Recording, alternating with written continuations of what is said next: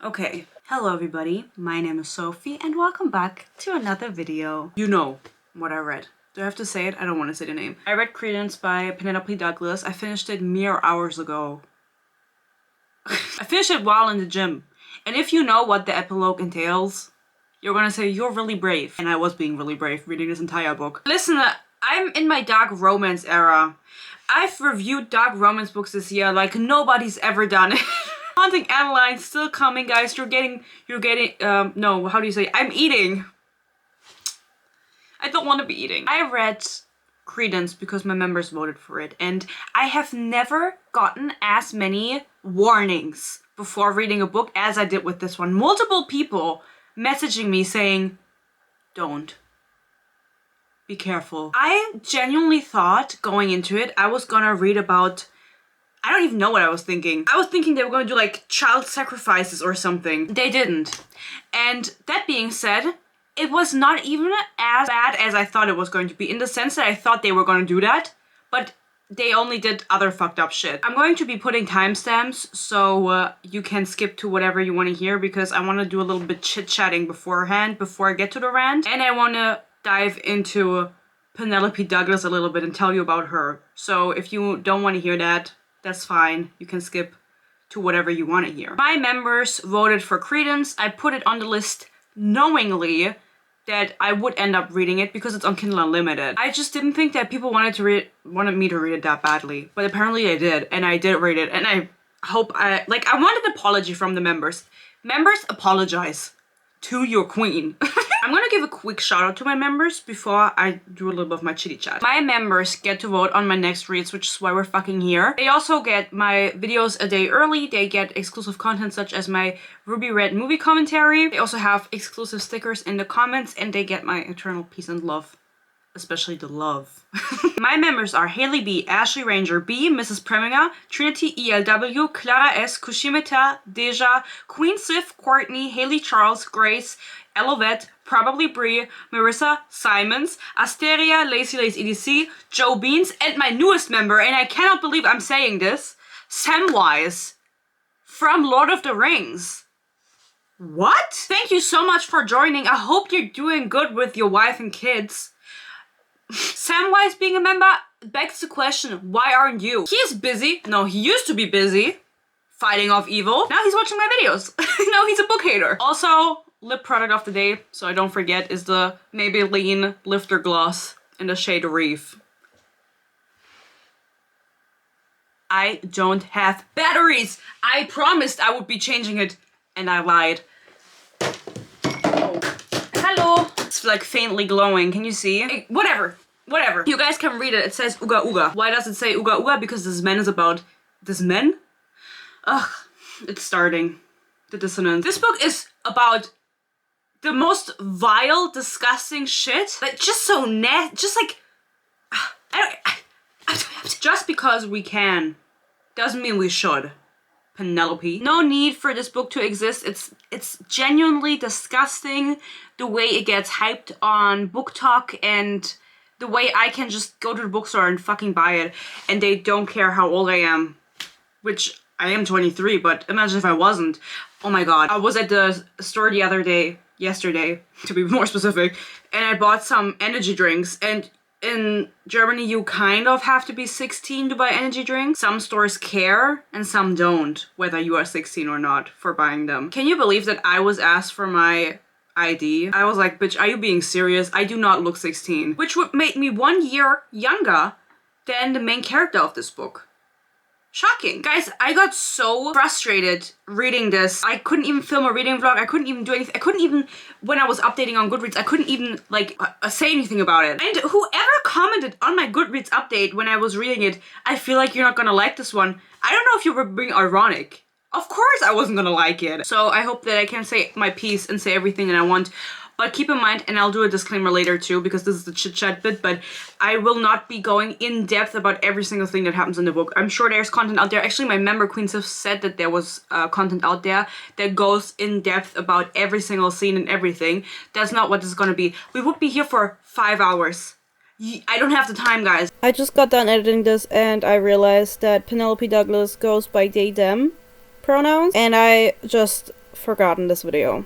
And so I do not refer to them correctly, but that's what I'm telling you. I'm sorry. Penelope Douglas, this is the only thing that I'm sorry for that I said in this video. Other than that, enjoy. But just remember, I'm sorry. It's they, them.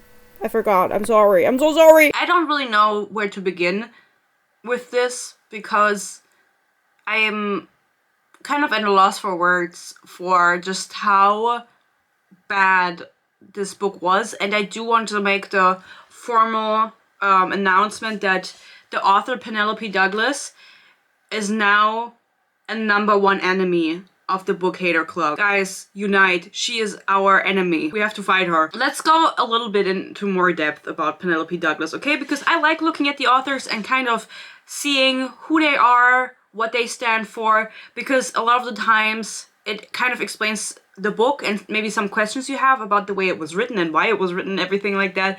And I have podcast episodes about several authors if you're interested in that. If you're new here, then you don't know, but now you know. Her name is Penelope Douglas. I think this is not her real name. I think Penelope is her real name, but Douglas is a pen name. Her website is really fucking ugly. Before I tell you anything about her that I researched, I think it would be best if she tells you about herself, because she has a very long about me section on her website, and it just wouldn't stop. I read it, and usually they write like one paragraph about the author, like, she lives in Wisconsin with her husband and 3 dogs, and in her free time she drinks coffee and reads books. That's usually what it says. No, Penelope said, I'm gonna do it differently, and she wrote 3 screenshots basically worth of information about herself. So I'm gonna read it out to you and we can just kind of get the vibe together, okay? Hi, my name is Penelope Douglas and I write romance, new adult, erotica, a little contemporary, ... really whatever is calling me at the moment. I believe a good... Oh my god. She says this about herself. I believe a good writer can spin any story in a way with which you'll connect, and I endeavor to do just that with every book I write. So she is saying about herself, she is a good writer.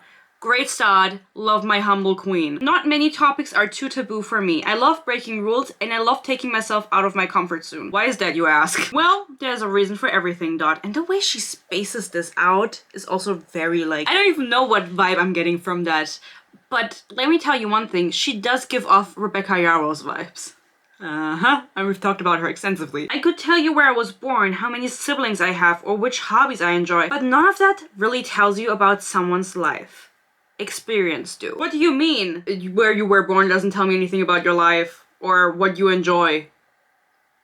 But by the way, I'm gonna tell you everything, because I know, because you said it on the internet. As an adolescent, I was quiet, shy, and afraid. No mistakes could be made, because people would hate me, or I'd be alone. So rather than run, I walked. Rather than climb, I kept my feet on the ground. And rather than say yes, I always said no. And as a result, I didn't live. And I still felt disposable, fearful, and alone. This is like a self-help guru type shit. What would they say about me when I was gone? Would I have regrets? Every day that I didn't blaze a trail swallowed me up. So I decided I wouldn't be invisible or waste another second. I left home, went to college, and traveled. I took trains. Listen, what she did, she's so crazy. I took trains from Atsugi to Tokyo all by myself. Crazy girl. I jumped Hiji Falls when others joked I wouldn't do it. In brackets, I did it twice. Oh my god, you know what she's giving off? She's giving off Debbie Ryan. When she's like, my friend said I couldn't do it, and so I threw it in the air and I was like, that's what she's giving off. I moved to New Orleans for graduate school without knowing a single person in the city. I did what I dreamed, and I was a lot happier. I don't worry so much anymore, and I don't let others' opinions hold me back. Great, because this video is going to be a hate video. Be yourself and own it. You know what that means. Be loud and proud. Nurture who you are, and good things will come. Most importantly, your happiness. Love, Penelope. Being yourself is always a good message. Love that. Fighting for yourself, standing up for yourself, we support that. But we don't support Penelope Douglas. This doesn't end though. After telling us, literally, I could tell you where I was born, how many siblings I have, blah, blah, blah. It doesn't really tell you about someone's life. She then goes on to make a 10 facts about me. Okay, hypocrite. She loves Taboo. She loves music. And she goes, this is my favorite. I need time to give you a story. You know what she fucking says? Good books aren't written fast. And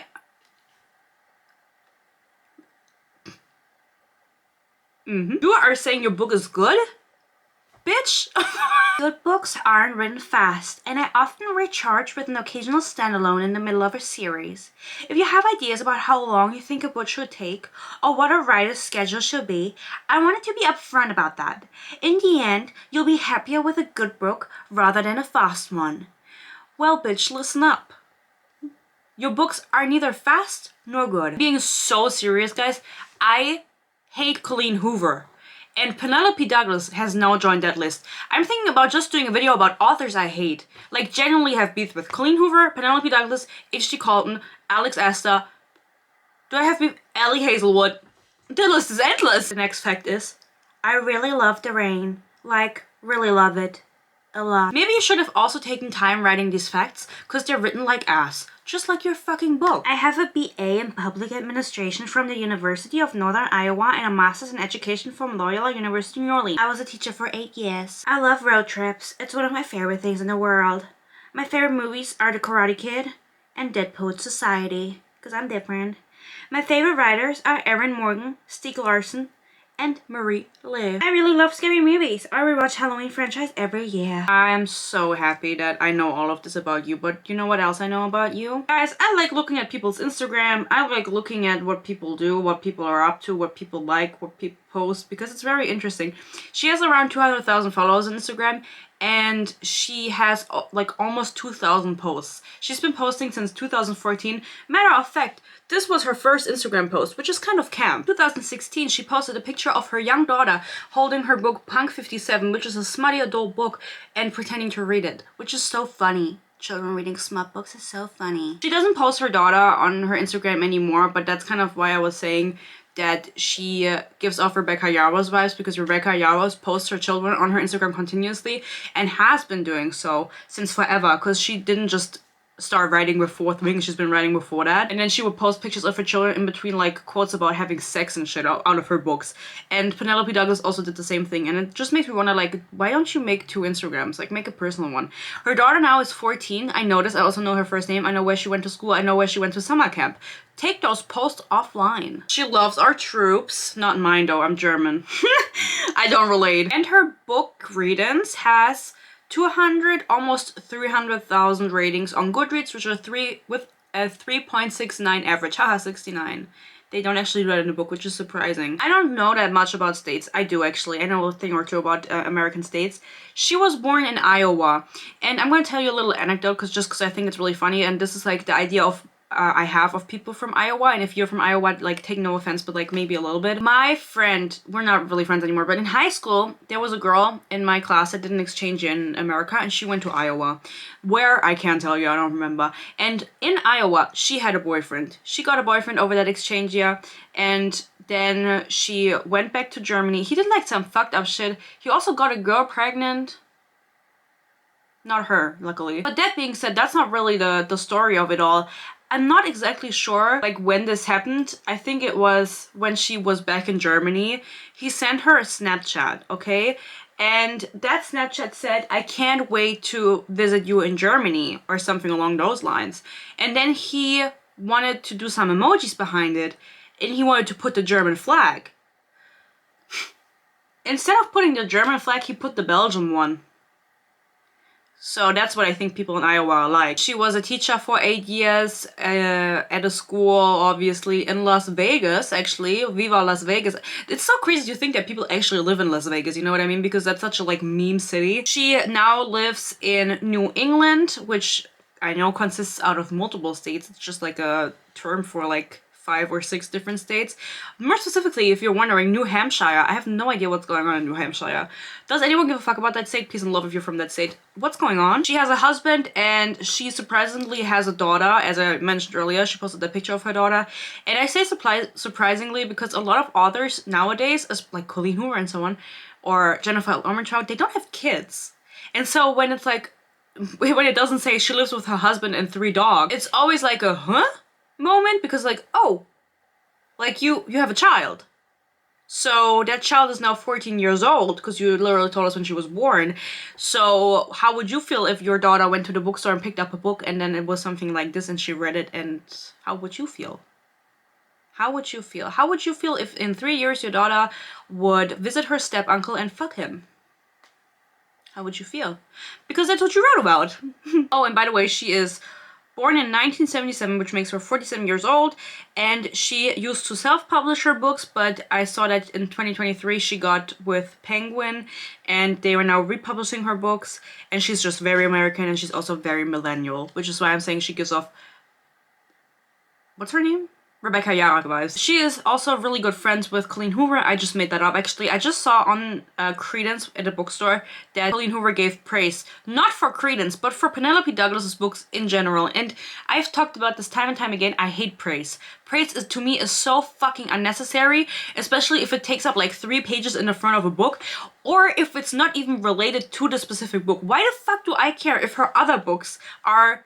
Like, if Colleen Hoover likes her other books, I'm reading this one. Does she like this one? If I care about praise, which I don't, but you know what I mean? Alas, she said that the writing is just rich and sexy and whatever, you know, the standard things that the authors always say about each other. And also important for this book, she thanks an editor. So there was an editor for this book, and she specifically says an indie editor, because this book was published in 2020 and it was self-published, right? And so she, even if they're indie, you have to pay them, right? And she said, oh my god, your book about a 17-year-old girl fucking her step-uncle and her step-cousins is so slay. Let's publish that. It's on Kindle Unlimited. I bet she made 5 million euros from it. But also, I didn't actually know that she was the author of Punk 57. I didn't know. I always believed that Punk 57 was a sophisticated book. For some reason. No one ever told me anything about that book, what it was about, but from the way people talked about it, I thought it was like a Little Life type book. Like a sophisticated book. But Penelope Douglas wrote it, so it's probably ass. That's it about her. She is just a very, in my opinion, cringy, grown woman writing about underage girls fucking their step whatevers, and I think that this book is disgusting, and I think that you cannot defend this book in any shape or form, because that's not even the worst of it, that she's fucking someone she's technically related to, because they used to exclude, they're not blood related, it doesn't fucking matter, they're family. Anyway, let's get into the book, right? You want to know about the book, what happens in it, I can tell you. A few things off the bat. Nobody ever wears any shirts besides the main character. Oh, I should tell her, her name is Tiernan. Now, I feel like that's a Scottish name, and I have to be honest, I wasn't really imagining her, but she's just drop dead gorgeous. She is so pretty, she's beautiful, everybody wants to fuck her so bad, including her family. That's how hot she is, you know? She just, she didn't choose the life chose her. But the step-uncle and the step-cousins, which are the step-uncle's sons, obviously, they never wear any shirts in this book. It's like the deep winter in Colorado. Whenever they were described, it was specifically described that they are not wearing shirts. And I have to ask why. They're walking around shirt-free, skinny jeans, boots on. Ew! Like, even if that wasn't her step-uncle she was fucking, shirtless, with skinny jeans and boots on, I would not get hot about it. Because why the fuck is he running around in skinny jeans and boots? What's he doing? There is no real plot going on in this book, okay? The book tries to have something going on in the back and puts in, like, 3 different elements to make it seem like there's more to it. But at the end of the day, she just wanted to write a book about her getting smashed by 3 guys, so I don't know why we couldn't have just done that and saved us the time. But apparently her and her indie editor, whose name I don't know, but trust, you will be dealt with. Jeez. I'm threatening people now. Take it back. Her and her indie editor both thought it appropriate to publish it like that and not cut anything that is in it. So let's talk about it. Before you start the book, there's a playlist. And there's a quote by Frederick Douglass, who, as far as I'm concerned, was a activist. I don't think he would have liked this book necessarily. Maybe he would, you know, shout out Frederick Douglass, maybe he would have fucked with Penelope Douglas. Maybe she chose the name Douglas because of Frederick Douglass, because she loves him so much. There are no trigger warnings in the beginning, which I think would have been appropriate. I wouldn't even say that this is a dark romance, if I'm being honest. You know, I think this is more of like a thriller vibe. And I think it could have been interesting if she did go the thriller and horror road. What am I saying? Route. If she went the horror and thriller road. That's what I'm trying to say. So who is Tiernan? Tiernan is a hot and sexy babe who's 17, almost 18, like 6 more weeks until she's 18. And her parents fucking hated her. They were rich and sexy like her, because she's their daughter, and her mom or her dad had cancer, and she didn't know, so they decided one night to just kill themselves in the bed. And she woke up in the morning, she's like, where are my parents? Oh, they're dead in the bed.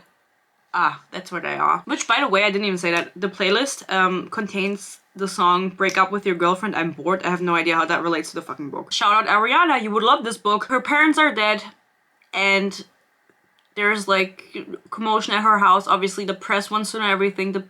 Listen, again, the press has no relevance. Her parents being famous has no relevance. None of this makes any sense in the greater scheme of things. The book could have written different... whatever. This is like... ugh. After her parents kill themselves, she gets a call from an uncle she didn't... well, she did know he existed, but... she didn't have any she doesn't have any relationship to him. She doesn't know him. He calls, he's like, your parents left in their will that you should stay with me until you're 18. And if you don't want to do that, I won't fight an emancipation. So emancipation, I think I said it first.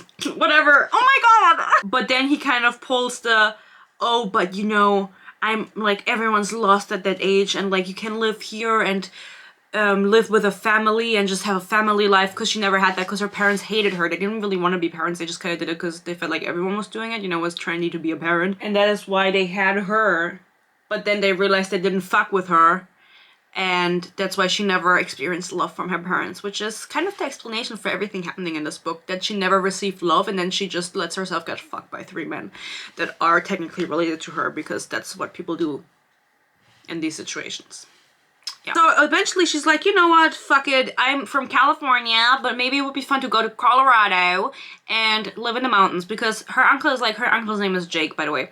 And I don't know any Jakes, but I do know one Jake, actually, and that's the one from Avatar. So I was just imagining the dude from Avatar to look like Jake, as the Avatar. He lives in the mountains in Colorado.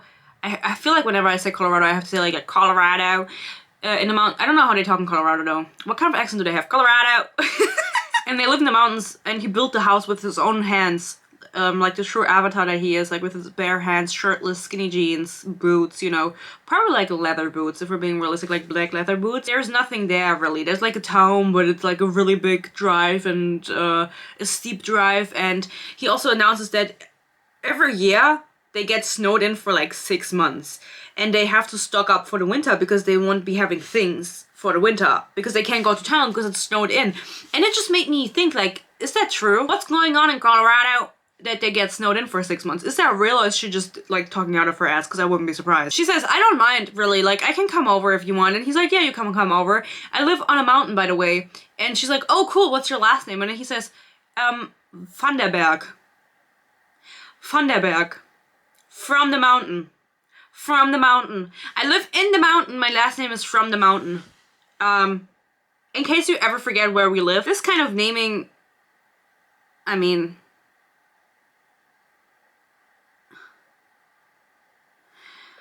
now this raises the question right off the bat, right at the very beginning. We have her move to this uncle, this step uncle. They're not blood related, and they don't know each other. They don't know each other. They never met in her entire life. She never met her step cousins. There's 2 of them. Why did we need the subplot of them being related at all? I don't get it. She did it because it's taboo, and she's crazy like that. She doesn't mind writing about taboo things like fucking your uncle. Bitch, you need help. Like, why the fuck would you want to write about that? I'm sorry, do you fantasize about my fucking uncle? What did I say again? I'm like slipping into the German. Do you fantasize about fucking your uncle and cousins? Like, why the fuck do you need to, like, just because you can doesn't mean you should. And so she's like, okay, I'm gonna move in with my uncle that I don't know. And it's like, you could have just made him a family friend and it would have been a little better. Because there's other things that happen in this book, unconsensual things and everything that I will be talking about, guys. So by the way, I didn't give a trigger warning. I'm a bad example. If you feel uncomfortable with this, don't watch the video. You can skip it. Just know that it's really fucking bad and you should give it 1 star and join my quest against Penelope Douglas. No, don't read a book you haven't read, but also don't read it. Just like, I don't really know. Ignore it. But we will be talking about our wording, assaulting her, fucking her uncle and stuff like that. So if you can't hear about that, then that's fine. You know, you can watch the next video. Don't worry about it. Stay healthy. Stay happy, stay healthy, as I always say. Her uncle picks her up from the airport and she's like, I don't want to talk to you because she actually doesn't have a personality. Tiernan is really fucking boring. Period. She does not have a personality. She doesn't do anything. Her personality is she wasn't loved by her parents and she's depressed because of it and she doesn't talk much. She doesn't have any friends. And the only person that we know from her life back in California is her mother's assistant that is like a mother figure to her, okay? And oh my god, she then in the end fucks the uncle too. What the fuck? So realistically, there's nothing going on for this character. It's really good because she doesn't have any ties back home and the assistant mother only calls in like 3 times to check on her and I don't even know what she's doing. Like, your boss is dead and their daughter has moved away. Like, do you have a job? Are you out of a job? What are you doing? He picks her up from the airport and immediately she notices that he's really fucking hot. Okay, that's also the first thing I notice about my uncle, I guess. And she's like, oh, he's kind of hot. And then they drive past the candy store and she's like, no, I don't want candy because my mom, she never let me eat candy because she was a superstar and superstars don't eat candy. Jake notices this and he's like, okay, girl, I'm gonna turn around and get you some candy. And I turn around and get some candy, like some Swedish fish. I don't think I would like them, by the way. I know, like, people always talk about them. This is an American staple, but I don't think I would like them. I think those are the kind of candies that stick to your teeth, right? Fuck those. It's like the Schlümpfe in Germany. Those also stick to your teeth. And I don't really like that. He takes her to the candy store like you would take a child to the candy store. Now, you know, because she is a child, she's 17 years old at this point. And she doesn't, like, nothing happens really, sexually, until she's 18. But does it fucking matter? Why did we have to put that in anyway? Because it's also taboo and it builds tension. But you're fucking nasty. You're nasty. You're not cool for writing this shit or different.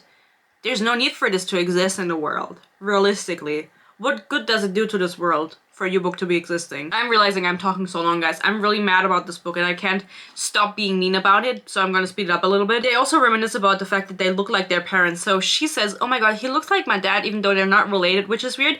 And then he says, you look like your mother. So does she want to fuck her dad and he wants to fuck her mom? There's some underlying issues there. Like, except the overlying issues and then the underlying issues too. The writing is also very minuscule, I think is the right word, like very nitty gritty, like very, I go pee, I go brush my teeth, I wash my face, I put on a t-shirt, I put on my jeans. She explains every single thing she fucking does every single day. The way she thinks also is so interesting because she gets picked up by Jake. He has 2 sons. Where are they? We don't know. Her internal monologue is, any of the vehicles, does he mean his and his sons? Where are they, by the way? Where are they, by the way? Bitch, how am I supposed to know where they are? Why are you asking me? Her internal monologue just does not read well. And I think that, like, for something to be said about the writing style, it's really fucking bland and boring. It's really, and this wasn't her first book. I think she's been publishing since 2013. I yawn, the warm smell of fresh coffee drifting through my nostrils as I arch my back on the bed and stretch my body awake. Damn, I slept like shit. You're so funny, Tiernan, you're so funny! They also really early on, like 12% in, start talking about the fact that they're all really horny, right? Because for some reason after they get snowed in winter, or before they get snowed in winter, they have to fuck every woman in town multiple times. And the women in town, they just pull up. My camera's overheating, guys. We can't handle the heat. Anyway, let me wrap this up quickly before I continue. The women in town pull up at the house randomly to get fucked.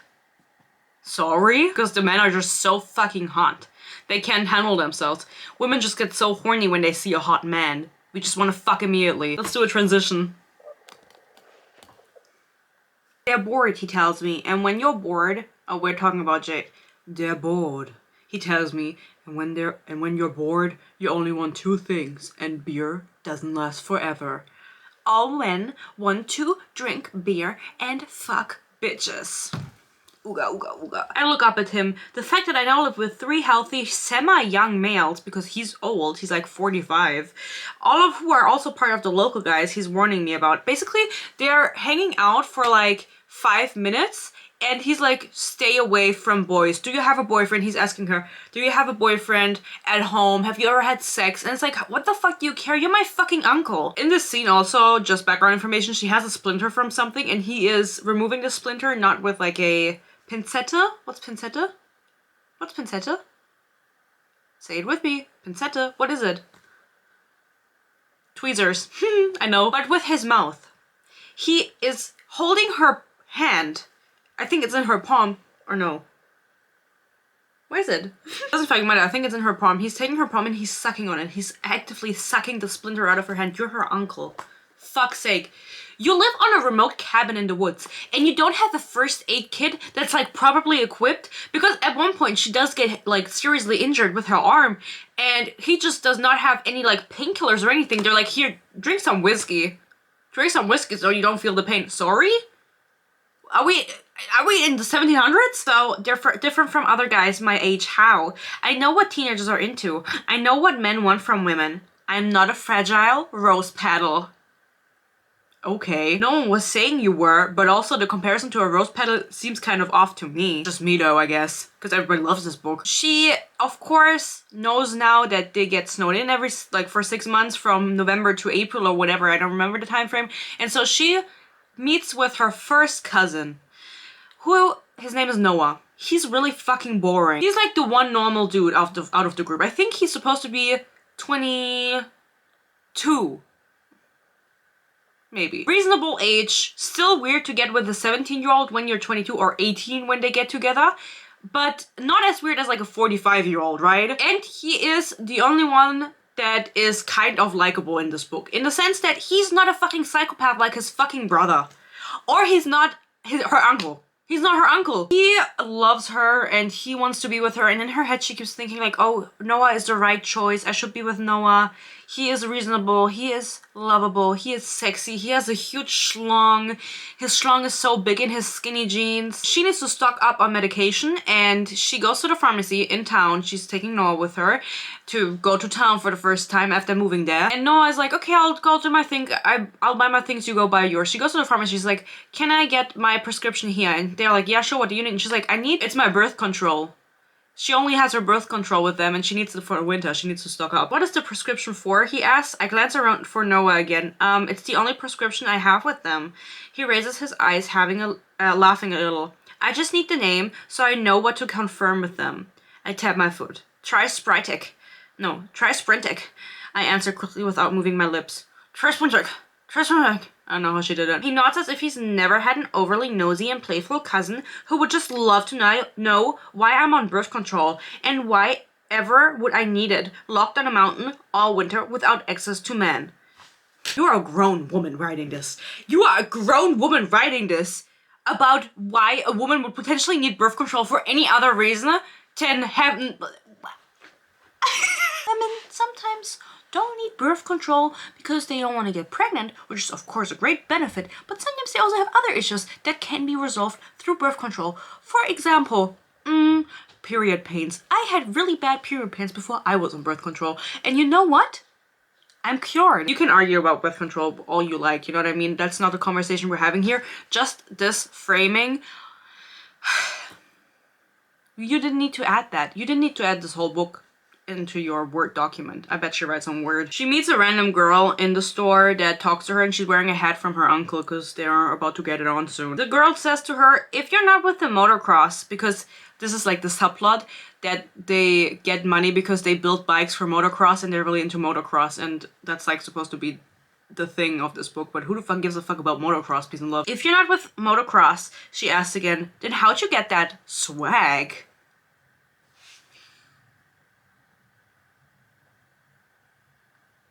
I haven't heard the swag in 10 years. At least. What do you mean? What do you mean? Where did you get the swag? Fuck off! She uses the word swag multiple times in this book. Alas, this girl is a bitch, and we know this because Noah tells us he actually goes ahead and buys 8 packages of condoms while they're there, just to stock up. He needs a few things. He told us that I need to run a few errands. He's like, okay, have fun. The errands are 8 packages of condoms. How many condoms are in one package? How many fucks are you fucking? Seems like a sex addiction to me. Now we're gonna get into the really, really vile stuff, okay? Because we have to talk about the other cousin, of course. The other cousin is named Caleb, with a K. Very American. So for me, his name is Kale. Fits with him because he is the werewolf mountain woods dude. He disappears into the mountain that they live on, into the woods, for several weeks at a time, nobody knowing where he is, shirtless, in the woods with his boots on, just doing wood things. Just doing things you would do in a book. He doesn't have anything with him. He doesn't have a map. He doesn't have a phone. He is just existing in nature. He is just the woodman. Sorry? So she hasn't seen him since she arrived, which is a few days or whatever. And now she meets him for the first time. His name is Kale. And the way they meet is she's hanging out. Wait, is it? She finally meets the other mysterious son, Kale, in the middle of the night shirtless, with a dead animal around his neck. Right. Because he just slew an enemy. Yeah, an enemy. No, he just killed an animal, is what I wanted to say. And he's carrying it back to the house because they have to provide they have to provide for themselves, whatever. And so he slew the deer and has it, he carries it by hanging it around his fucking neck. And he sees her and he goes, ooga ooga, woman. Since these people are used to random women hiking up the mountain in the middle of the night to have sex with them, he thinks this is a random woman that hiked up the mountain to have sex with him. She's in the shop because they have a shop for the motocross thing. That's their job. With this animal around his neck, he drops the animal from around his neck. By the way, shirtless in the middle of the night, what are you doing? I genuinely thought she was gonna go the paranormal route. For multiple reasons, this being one. Why are they shirtless all the time? It just feels like, and I have to yet again say, I've never read an Omega-verse story, but I know there's like alphas and betas and omegas, and after she has sex for the first time with her uncle, who takes her virginity, quite frankly, that's when she's like, she becomes their omega, because then all of a sudden everyone's fucking her. You know what I mean? They're like all trying to, and like Caleb is like the alpha, and the other two are the betas, because she does end up with Caleb, who coincidentally is the only guy or the only love interest with dark hair, because the other two are blonde. And so my review was 2 out of 3 of the love interests are blonde. And her going with the one that isn't is honestly kind of valid. I had my followers vote on that one on my Instagram. On my Instagram. At HonestlySophieYT. Follow me. And because I couldn't decide what to post. And so sometimes I like asking that when I need like an immediate answer. Otherwise I let my members vote. I would have let my members vote, but I needed the answer quickly. People have asked me, what is it with you and blonde men? Why do you make fun of the blondes? And I want to touch on it really shortly. It's a meme from the internet. No, it's something I saw on TikTok like a long time ago. And I just want to say it's a joke. I don't care what color hair men have. Quite frankly, I don't care about men. But I've had a blonde boyfriend in the past. He's now bald. So I don't really know if it counts, but I don't care. Someone was saying, is it okay for men to be blonde? And it was kind of alluding to the fact that blonde is a hair color for women. Like, it's not manly to be blonde, as far as I'm concerned. That's what they were saying, right? Like, men that are blonde cannot be taken seriously because it just makes them look so unmanly or whatever. And a lot of people have said blonde hair is a red flag because those people are just always the worst. Like, blonde men are always the worst. They're always red flags. And so that's kind of the joke I'm running with. But realistically, I don't fucking care what hair color you have, as long as it's not ginger. That was also a joke. Did I get you? I don't care about the gingers. I had red hair at some point. Should I do it again? I kind of want to dye my hair. Follow me on my German TikTok, Sophie Honestly, to see me do a Keratinglättung. What is that in English? Brazilian butt lift. No, it's a Brazilian straightening thing. How do you call it in English? I don't know, but I think it's like Brazilian straightening thing. I saw it for 10 euros at Rossmann and I want to buy the package and do it with my friend next week. Now, let's go back to the really truly vile thing of this. And it's so fucking disgusting, okay? And I'm being dead serious right now. I'm not kidding. I would tell you if I were kidding. You know me. This Kale dude is a fucking psychopath. It's not funny that he isn't blonde. Honestly, it's kind of weird that he isn't blonde because he is the biggest red flag. He's fucking insane. This man doesn't talk. He's mute. He can talk. He chooses not to. Why? We'll talk about it later. He meets her now. She knows he's kind of weird. She's like, hey, what are you doing here in the middle of the night? He could be like, what are you doing here in the middle of the night in the shop? He doesn't ask her. What he does is he sees her. He immediately goes into ooga ooga mode because he is a fucking Neanderthal. And he outwords her on the hood of a car. And it's so insane because she verbally tells him, I took screenshots of this. I don't even want to read it out now. I just want to talk about it with you guys. I don't even want to give it like its space. She tells him, stop. She immediately knows it's him, by the way. They never introduce each other because they haven't seen each other, but she knows like that must be Kale. Like what other shirtless man in skinny jeans and boots is running around here? That's like what his dad and brother do, so it must be him. He tries to have sex with her. And she keeps telling him, no, I don't want this, stop, no, multiple times, verbally, trying to shove him off of her. And then he like sucks her nipples and shit. And as we know, of course, she is a virgin at this point. And then like, maybe she kind of likes it and she kind of gaslights herself. And this is like a theme within the story. She keeps gaslighting herself that she actually is enjoying what is happening, whether it's with him or any of the other two dudes. It doesn't matter. She keeps thinking, wait, it was kind of hot, right? Like, she keeps thinking about, like, did I like it? I think I did. I think I liked it. You didn't. You were R-worded. I can't say it. I want to say it so bad. Because it's like, it's that fucking vile. Like, I want to get my point across properly. And I feel like if I can't say the word, people won't understand the weight of it. This is the man she ends up with at the end of the book. Do you understand that? Every single time that they do it, she says no. And then after, she's like, maybe I didn't say no. You said no. And in the epilogue, this is like the cherry on top. I thought the book was done, bitch. They're with kid. They have a kid. Griffin.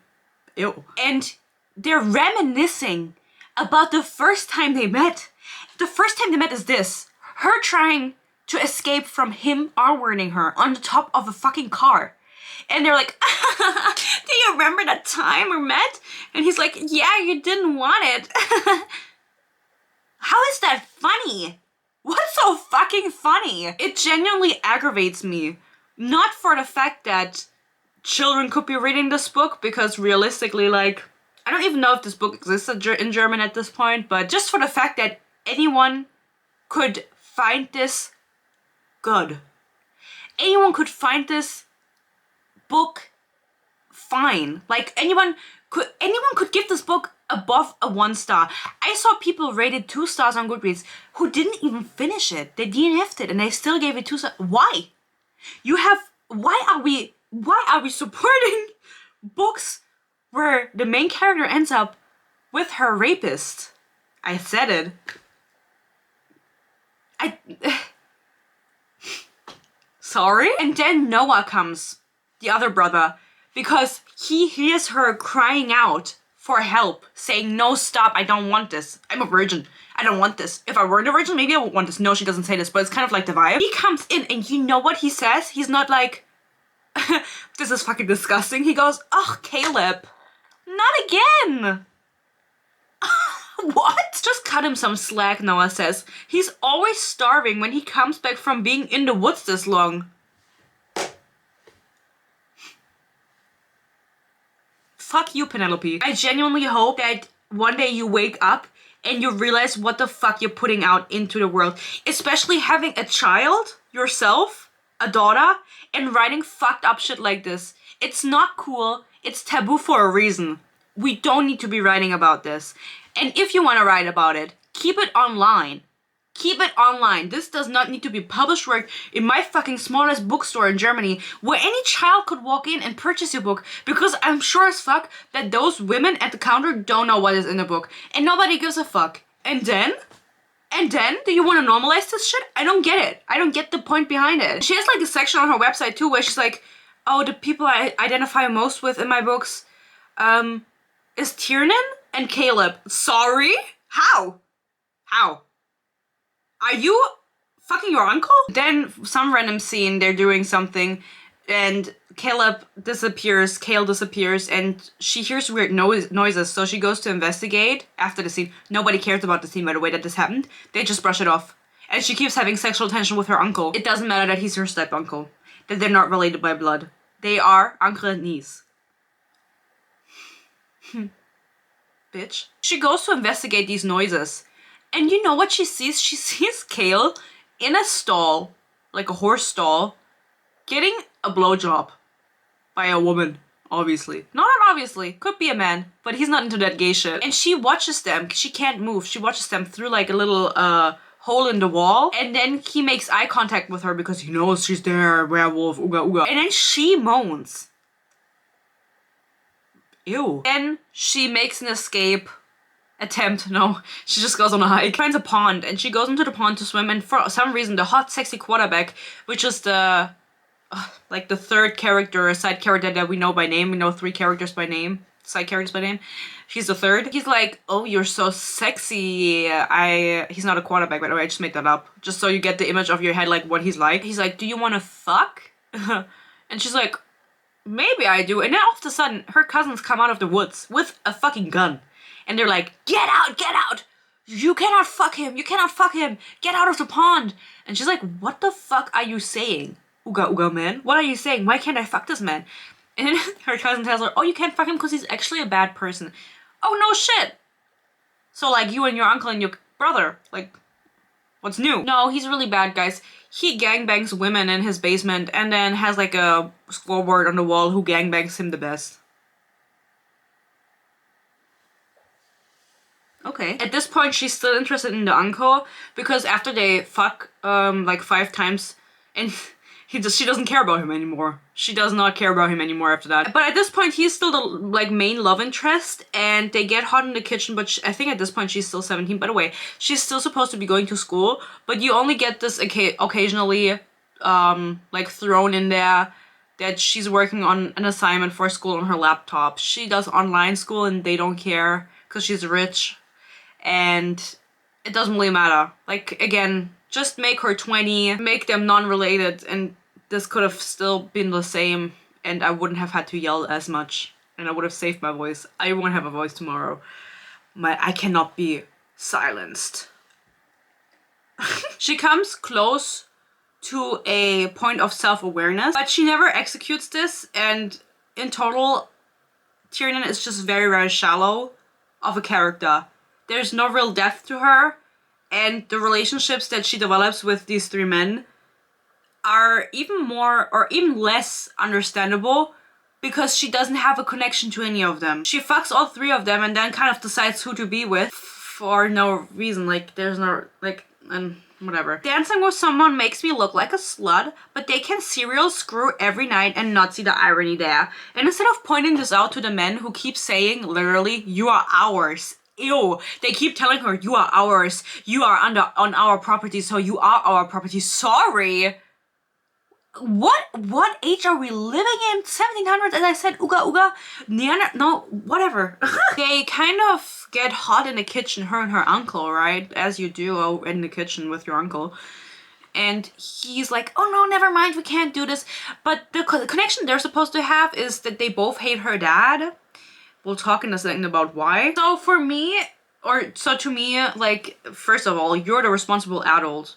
No idea why you're thirsting over your 17-year-old niece. At this point, she's still 17, so they don't do anything. But he keeps telling her, like, you're nothing. He's genuinely, like, a really mean character, always moody and, like, telling her what to do. And she's like, I'm not gonna let myself get ordered around. And then she lets herself get ordered around. And then he's like, you have never been loved. And I think you're still upset, like, your parents killed themselves before you turned 18.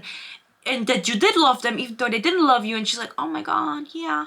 Maybe I did. Have you ever had a man in your bed? He asked in a ragged voice. My heart skips a beat. Slowly, I shake my head. He leans down close to my ear. Have you ever been kissed? I nod. On places other than your mouth? He pulls between my legs. No, Uncle Jake. Imagine reading this normally somewhere, and then she goes, no, Uncle Jake, with no context. They keep, like, calling each other uncle and niece while they're fucking too. Bold choice. Like the thing with her uncle, I can't really get that mad over because at the end of the day, it's just like I think she mainly wrote this because of the age gap taboo thing, which is not as bad as the R wording, in my opinion. Like R wording is the peak of, how do you say it? The peak of the peak. Coincidentally enough, where they're living, it's also called the peak. On the mountain, in case you forgot, just remind yourself of their last names. Van der Berg, from the mountain. Just remind yourself. But again, they're talking about this. They don't do anything until after she's 18. When she's 18, they go to the club. And then they make party in the club. And she gets in a fist fight almost. And then they get in a fist fight and they go home. So, great birthday. Then, really randomly, she's thought about Caleb being hot and Noah being hot. Like, these emotions of hers, they randomly come and go. I don't think that Penelope Douglas is a good writer who can craft a story. She genuinely just wants to write the smut scenes, and you can tell. She doesn't want to write anything else. And so when she's trying to make us believe that Tiernan feels anything for these three men, it kind of falls flat. Peace and love.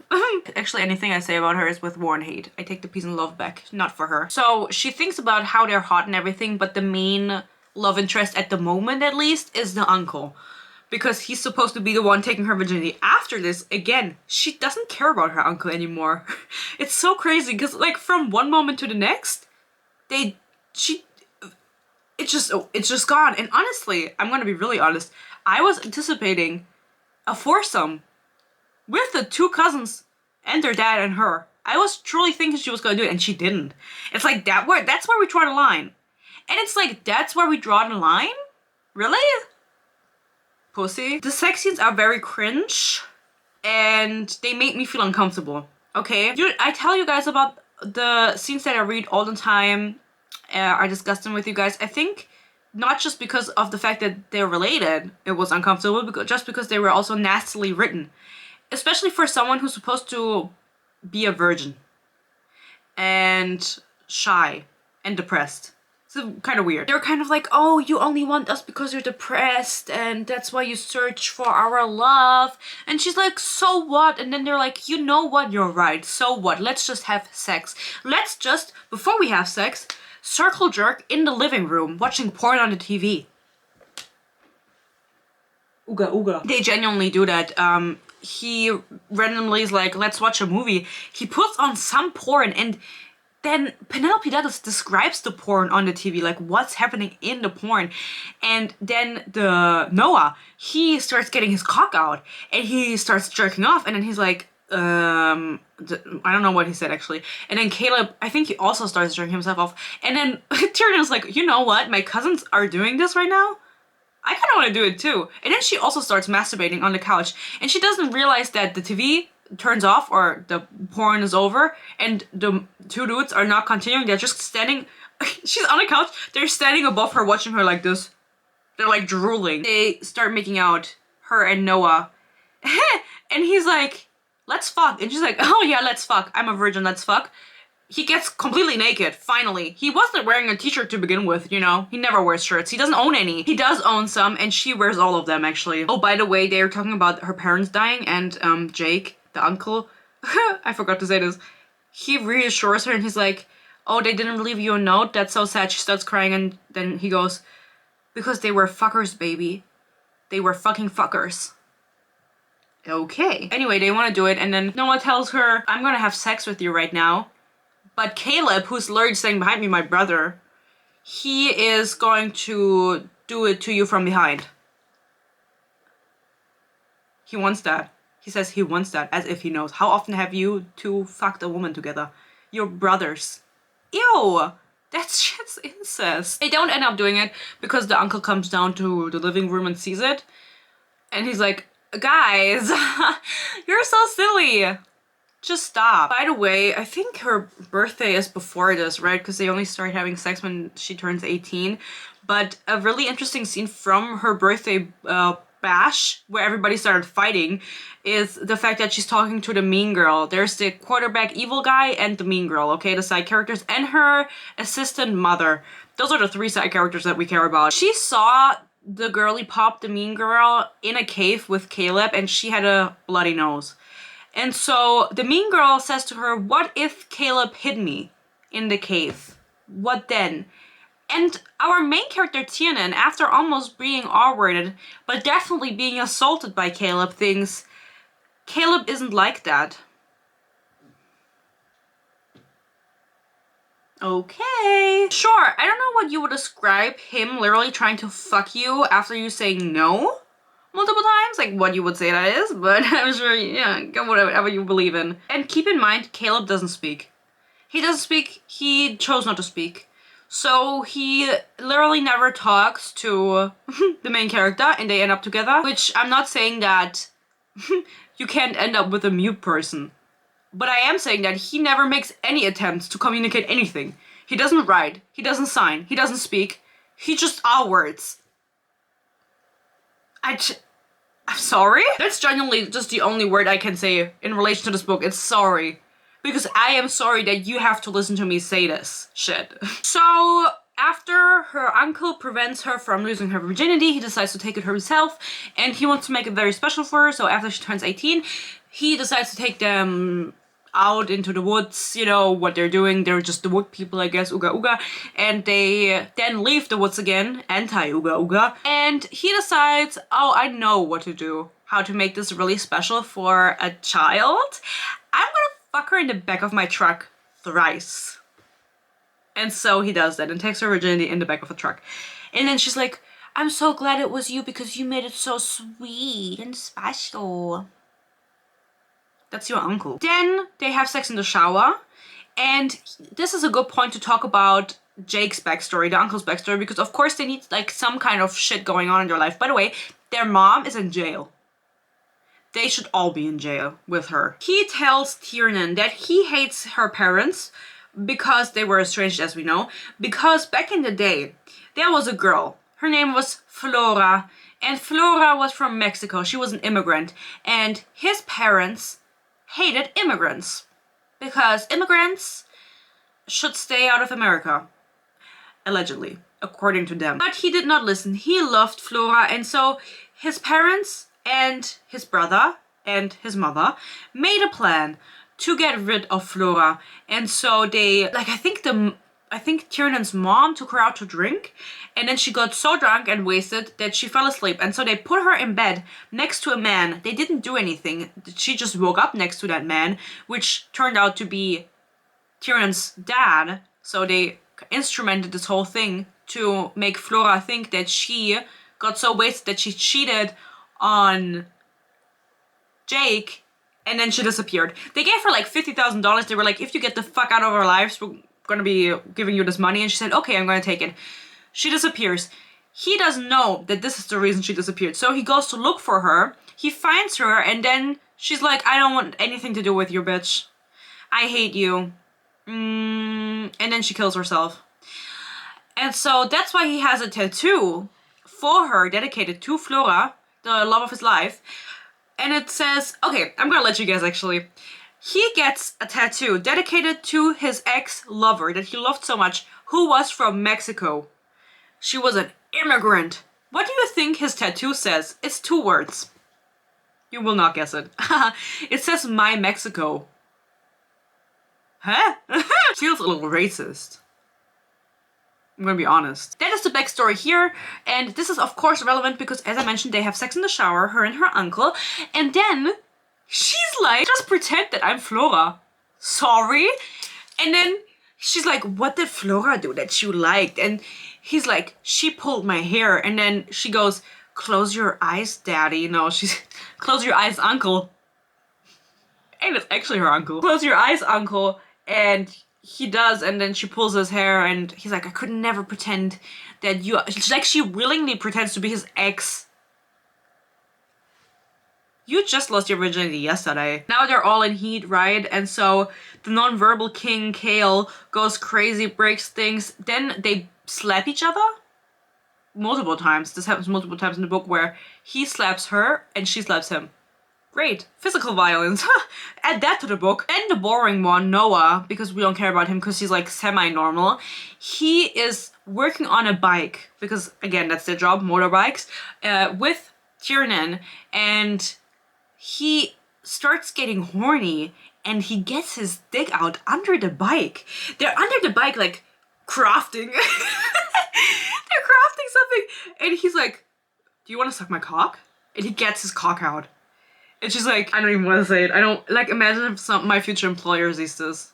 Guys, that's why you have to watch the ads, so I don't have to worry about money. She's like, no, do it like this. I like it like this better. And then she just leaves him under the car, alone. No, under the bike alone. And he doesn't get to, you know.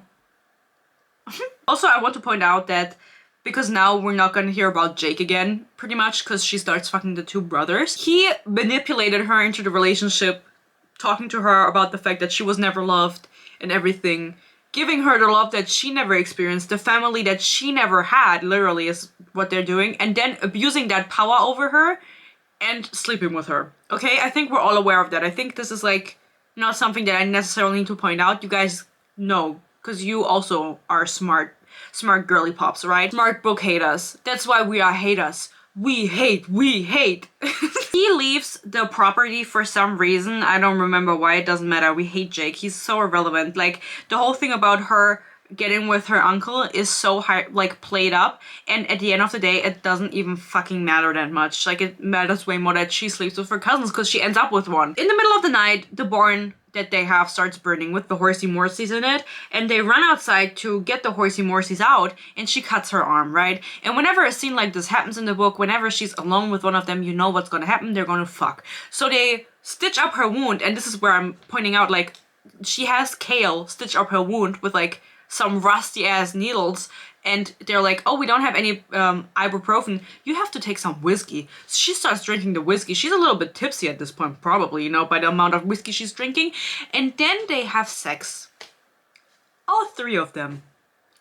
That's incest. Not only the fact that you are literally step cousins, but also that you are literally having sex with a girl with your brother. Ew. Ugh. Ew. That's just how men are, guys. That's just how men are, you know. They share. Ugh. That's just how brothers are. Also, I want to point out that Tiernan points out, because she's really smart, oh my god, this fire, like, someone must have started it. It wouldn't just happen randomly. Which is very obvious that someone must have started the fire, because why else would it be there? And this is like one of those things where they're trying to establish a plot. By the way, there was also the funeral for her parents. We don't give a fuck about her parents. They're dead and they're bitches. You know? They dedicated a whole thing to the parents dying and having a funeral. So what? I skipped that part. I didn't care. And this is another one of those plot things that they try to establish where it's like, yeah, there's like a plot going on, like a mystery thing, someone burning the barn. We know three characters, again. Of course it was the evil man and the evil woman that we know, the evil quarterback and the mean girl that tried to burn the fucking barn down. Of course. And then it's really interesting because Tiernan says in her internal monologue, someone must have been there that night, she reminisces later. And I genuinely thought that what was supposed to or what was gonna happen was, because she's like semi-famous since her parents were famous, someone snuck in, lit the fire, and then saw the three of them fucking in the living room, or in, I don't know where they were fucking, but the three of them having a threesome in the living room. It's literally cousins fucking. And I thought that there was gonna be news that someone filmed it and then published it. But alas, no, that's not what happens. Not at all, actually. If you want to know exactly what happens, actually, I can read out a few things to you that are my highlights of the scene. We took care of you, now take care of us. He rushes me, coming in, catching me, and cupping my face as both of us fall to the bed. I land on my back, my head hitting the pillow as Noah lies at my side. Noah, I let out a small cry. Shh, I am scared, I whisper. This is not consensual. And then he goes, don't worry, we're going to fuck you, baby. He doesn't say don't worry, he just says we're going to fuck you, baby. And of course, she's already really wet, so she does want it, you know, she gaslights herself. She's like, oh, I'm wet, like, I want it. Like, I said I'm scared and no and everything. It's so sad to see this, you know? I don't even want to talk about it. So the question arises at this point, because it's like 70% in, what more is there? Like, why is there 30 more percent in this book? She's now fucked all 3 of them, and so I was thinking genuinely she was gonna have a threesome with all of them. I thought that was gonna happen. It didn't. She then again gets assaulted by our werewolf wannabe Ooga Ooga Jake. No, that's the uncle. Ooga Ooga wannabe werewolf Kale. That's the one. He assaults her yet again, because every scene that only the 2 of them together happens, so not when they're like by the way, when they have the threesome, of course they're doubling her, and he makes true on his promises from going from behind, because that just works. She had sex for the first time 3 days ago, now she's doing anal. Best winter of my life. Sometimes he's kind of sweet to her, Kale, right? Sometimes not sweet in a way where it's like he's doing anything nice to her, but he's just like not assaulting her. It's like him being nice, right? And so they're alone, and he really wants to get with her, and she doesn't want to kiss him. She wants to have sex, but she's like, no kissing, I don't want kissing, like that's too soft for me, you're not soft, I don't want to associate that with you. And then it goes, no kissing, not this time, and then no, and then I push him away, ugh, I growl. And then she goes, I want to enjoy this. And then she goes, Caleb, no kissing. He rips his mouth off me because he's forcefully kissing her. It's all of that shit, and it's so fucking aggravating that this is like the one that she ends up with, and that he does not end up in jail. In fucking prison for life. Then in the scene, I think it's this one, they do end up having sex, and he grinds on her. This is in his perspective, and for some reason his perspective is the third person. He grinds on her once. That's what she is. Cunt. She's serving cunt. He gets really jealous after they have the threesome with her brother. With his brother, with her cousin. He starts getting really jealous about the fact that she could potentially be fucking him alone, which she does fuck Noah alone at one point, and then doesn't care about him anymore, because then she just focuses on Caleb, and she also doesn't fuck Jake anymore, because she's already had him. She doesn't care about him anymore. Then she had Noah. She doesn't care about him anymore. Now it's Caleb, right? Who keeps assaulting her. But he is super jealous that she could potentially be getting it on with them. And that's why he's mistreating her. Because he cannot accept the fact that she could be with anyone besides him. Why? I'm struggling to understand. Noah tells her the story of why he doesn't talk. And this is an insane story because it's so fucking stupid. He doesn't talk because their mother was a drug addict. As I said, she's in jail. And she went to visit someone once or picked something up. And then she forgot about Caleb in the car. And he had to be in the car by himself without food or water or anything for 4 days because their mom forgot him in the car because she was doing drugs in the house. And so he was chilling in the car. Not chilling. He was, struggling in the car. He got water through a leak in the roof, luckily. But he got so traumatized by this at 4 years old, by the way, that he just decided to never speak again because that gives him power over people. Okay, that's his backstory. We love that. She doesn't find this out from him. She finds out nothing from him. She finds it out from Noah. And then she's like, oh my god, I think I love him. She also figures out at some point of this that he reads books. And she sees that he wrote down notes in those books, weirdly, about her. Like, he doesn't use a journal. He writes them in fucking books. And then she's like, he reads? Who the fuck reads? Her caveman boyfriend reads. She's shook at this. She cannot believe it. This must be a prank. The prank bros are around the corner. Now the one dude that used to do pranks and prank invasion? Mommy Makeout Day? That I quote that so often because it's so fucking insane. He goes, hey guys, it's Mommy Makeout Day. For her, it's fucking her cousin and uncle day. Every day. So she goes to apologize after finding out that he reads and also that he was locked in a car for 4 days. And then she finds him in the bathroom with a piece of wood in his hand. And she's like, what is this piece of wood? And it turns out that he broke her chest that she had been working on. Like a wood carved chest she's been working on. And she's like, ugh, I hate you. And then they kind of, I don't really know what happens after that. She's like, oh, I do know what happens after that. She grabs a pipe and she goes to kill him. But she doesn't. Then we get a subplot about her fucking parents that no one cares about. I don't know. Again, it feels like in between all of these sex scenes, she tried to figure out how to somewhat include a plot. Or she tried to somewhat include a plot. in the story, but it did not work. And so she decides that instead of my great idea of someone filming the threesome between cousins and putting it on the internet, she decides the plot should be that her parents or her dad gets accused of killing her mom. This doesn't go anywhere. This goes absolutely nowhere. She sends a letter to her lawyer, and her lawyer then tells the publication to write a redaction or whatever, and then she's like, I'm gonna make an example of them, and that's the whole plot around this. I don't know why it was introduced at all. Then there's some time jumps going on, because after that big falling out of her and Cale with this whole burning the chest thing and trying to R-word her, he goes be ooga ooga. He transforms, it's the full moon, he's a werewolf now, he's in the woods. No reason, he doesn't do anything besides chilling in the woods, you know? They find him in the mountain. I think at this point is when she found out that he reads or something, and they find him and she's like, I came for you. No reason. No reason to come for him. I love you, Caleb, I cry quietly. I love you. He drops his rifle and carries me into the house, kicking the door closed behind us. We bite and kiss, coming back for more and more, and I pull off his sweatshirt and he kicks off his boots. I throw off my sweater and peel off my socks. Wait, did he wear a shirt? This is the best scene ever. Let's not be friends. Let's fight and laugh and make babies someday and go insane because I'm fucking in love with you. This comes out of nowhere. After he's been disappearing in the woods, she goes and finds him and she's like, I love you. You know what? You burnt my shit. You assaulted me. You punched me. You threw food at me. At one point you spit on me and you put the word slut on my forehead. I love you. Please be with me forever. And they do end up being together forever. But the relationship between the two of them makes no sense. She just wanted her main character to be with the bad boy, and that was the whole reason. But she did not know how to write it properly. Did we need all the R wording necessarily? Was it necessary? I don't think it was, bitch. Wow.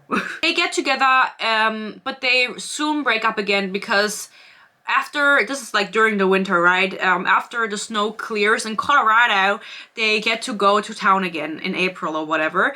And there's supposed to be this tension about her leaving and going back to California to go to college and shit like that. And I'm like, who the fuck would, like, which college would accept her? She's not doing any fucking work. And she is with Caleb until they go back to town and she sees the mean girl and she's pregnant. And she immediately is like, oh my god, this must be Cale's child. She must be pregnant with Cale's child. And then they break up. That's the reason they break up. They have no proof or anything of this. She could be fucking anyone. You know, if she's fucking at the rate that you are, then God bless, she's never gonna fight the father. Also, before they go into town, we're already talking about pregnancies and they're like, let's get pregnant together. You're 18 years old. Are you a Nara Smith? What's going on? Are you Mormon? Talking about getting pregnant. Well, she's talking about it. He's not speaking. And he takes the birth control pills from her and throws them in the trash. Bitch. Anyway, they break up and then they leave her alone for 5 minutes in the house to go to the police station. For some reason, I don't really remember. And then the evil dude turns up. Very randomly, we do not give a fuck about the evil dude. It's the evil quarterback. And he's like, you should sponsor my motocross thing, period. You should be my sponsor, and otherwise I will kill you, or I will fuck you or something. Very random. Very odd, out of nowhere he turns up again. You know what I mean? His first name is Terrence. Ew. And she's like, I won't do that. And then they decide to attack her because they want to assault her, which is not something she's not used, whatever, you know what I mean? It's like nothing new to this book. And she hides from them and I think they go to burn down the barn and they're like, yes, we were the ones that were here that night to burn down the barn. Do you remember? Like very obvious exposition, like as if we didn't fucking know. And then they get fucked by her because she has a bow and arrow. She was gifted the bow and arrow by her uncle Jake that she fucked, that took her virginity, and she shoots them with a bow and arrow. Very weird. Very like ooga ooga vibes. And they get hit by the arrow. And then there's like a dude who's with him because the evil quarterback gets hit in the shoulder with the arrow. And then she's pointing the next arrow at his friend. And he's like, oh, I'm sorry, I'm gonna leave. And he runs away. And it's like, I think I could dodge a fucking arrow if someone shot at me. That's just such an unserious weapon. Especially if they have guns. Why is she using a bow and arrow? Of course, Kale didn't get the girl preggo. You don't have to worry. It was the evil quarterback who got her pregnant. Obviously, we know 3 names. Who else would it be? And then she goes back home, and eventually all of them join her in California after some drama because, you know, she left Kale behind in the woods where he lives now with the fucking he's fucking Tarzan, honestly, without the monkeys. But she meets Noah because he comes to California because he is now a motocross legend or whatever, and he's motocrossing around the world or whatever. I don't really know what that means. One night she wakes up and she looks outside of her window and Kale is standing there outside the window. And she's like, what are you doing here? Like, when did you come here, baby? And they haven't seen each other for 6 weeks because they kind of broke up. Can't believe you're here. I tell him just above a whisper, you actually left Colorado. And he goes, it was time. And she's like, did you just speak? Did you just speak? What did you say? She actually doesn't. This is the first time this man speaks to her. This is the first time he's spoken since he was 4 years old. And her reaction to this is so mild. I suck in a breath, his words hitting me like a truck. What?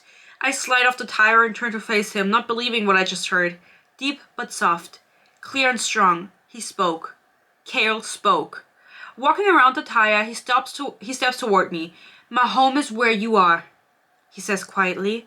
And at this point, he just starts speaking to everybody. He just cannot shut up. He's like, I disappeared for 6 weeks in the woods, not because I was being an Uga Uga man and a werewolf and I was going through my transformation, but because I was learning how to speak again, because I haven't spoken in 20 years or whatever. He was practicing how to speak. That's so nice of him. So they tell each other they love each other. We get to epilogue. It turns out they have a child named Griffin. The epilogue literally starts with them having sex, honestly. So vile. And then again, as I told you, they reminisce about the fact that he assaulted her on their first meeting and tried to outward her and didn't succeed because his brother stopped him. And that is how the book ends. They stay together. They stay together forever. They stay together forever. I hope, at least. You know, they deserve each other. No, guys, it's so sad because I think that this book could have been potentially educational in some sort of way. If it was like a different genre. It's supposed to be dark romance, but I think it's more of a thriller. And I think it could have even been a horror if she went that way, if she went that route. But she didn't commit. She wanted him to have sex with her, unconsensually. And I have to say about this book that I fucking hated it. I hate both the main characters, and I especially hate Penelope Douglas. And I hope that she never writes another fucking book again. Her books are good according to her. Very big ego for someone who can't fucking write a straight sentence. There was one line in the book also where it was like, he starts the truck. I look out the window and then it goes, Jake starts the truck. Did he start it twice? I thought you had an editor. This book's been out since 2020, bitch. Look over it. Matter of fact, deleted from the fucking Kindle store. Guys, I don't know if my anger it's too much, but I just thinking about the fact that people promote this, and I mentioned before this one Booktok girly that's like the dark romance Booktok girly from Germany that I talked about in my dark romance podcast episode, her mentioning that she loves Credence so much and that she got it in Russian because that makes it even harder because the men are Russian. And it's like, she's getting assaulted multiple times in this book. I'm sorry. But how can you support this? How can you put this out to you? Do you guys not understand that this is literally our wording? She's saying no. She's pushing him off. I thank you guys so much for watching. I am so glad this is over. I'm so excited to see how long this is going to be. I feel like it was just me screaming angrily the entire time. And now that I'm done also, there was no plot, was there? We were all just waiting for her to turn 18 so the fucking could start. And the person especially waiting was Penelope Douglas, because I think she doesn't want to write a plot. She just wants to write erotica. And that is fine if you would do that, and if it was consensual. But it's not. Bitch. So girly pop, beware. You are extremely high on my list, on my hate list, and this will have consequences for you. Thank you guys so much for watching. I hope you enjoyed this video. And, you know, recommend it to your friends. Not the book, but my video. My next poll for members to vote on what I should read next will be up in the next couple of days because I need something to read. It's my job. But I don't want to read a dark romance again anytime soon. So I'm thinking about maybe just posting the Haunting Adeline review next week, so I have that out of my head, and then I can just take a date. Take you guys on a date. Take a break from dark romance for a while, because I think with this book and with Haunting Adeline, the worst is covered. I don't know if there's anything worse in terms of themes. It's so disappointing, guys. I don't want to repeat myself over and over again, but you guys know my opinion.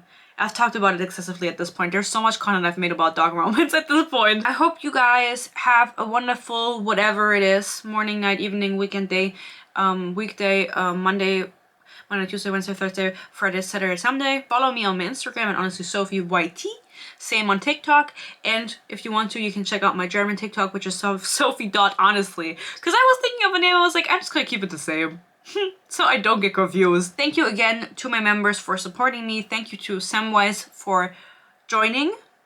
Love you, love Lord of the Rings. I hope you stay happy, you stay healthy. Peace and love. And hopefully, I'll see you in my next video. Bye bye.